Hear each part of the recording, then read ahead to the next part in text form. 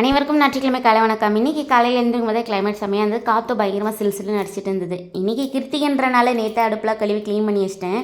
முருங்கைக்கீரை வாங்கியிருந்தேன்னா இன்றைக்கி கிருத்திக்கு செய்யலான்னு அதை எடுத்து பார்த்தா அழுகி போயிருந்தது. எல்லாம் அப்படியே கருப்பு கருப்பாகிடுச்சு.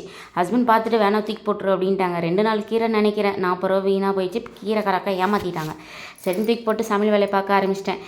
கடகன்னு சமையல்லாம் முடித்து சாமிக்கு வச்சு கும்பிட்டுட்டு காக்காக்கும் வச்சாச்சு. இன்றைக்கி டிஃபன் செய்யலை. ஹஸ்பண்ட் ஸ்ட்ரைட்டாக சாப்பாடே சாப்பிட்டுக்கலான்ட்டாங்க. அதனால் மார்னிங் 2 பேருமே ஃபாஸ்டிங். மதியானத்துக்கு வந்து சாப்பாடு முருங்கைக்காய் மாங்காய் போட்டு சாம்பார் வச்சுருக்கேன். இன்றைக்கி சாம்பார் சூப்பர் அப்படின்னு சொல்லி சொன்னாங்க.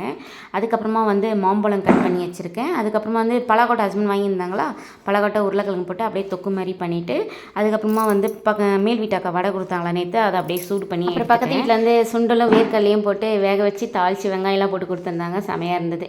இன்றைக்கி இதுதான் ஸ்பெஷல். என்னோட வீடியோ பிடிச்சிருக்குன்னு நினைக்கிறேன். மறக்காமல் சப்ஸ்கிரைப் பண்ணி சப்போர்ட் பண்ணுங்கள் ஃப்ரெண்ட்ஸ். நம்ம மீண்டும் இன்னொரு வீடியோவில் பார்க்கலாம். அதுவரை உங்களிடமிருந்து விடைபெறுவது உங்கள் நாயகி. பை.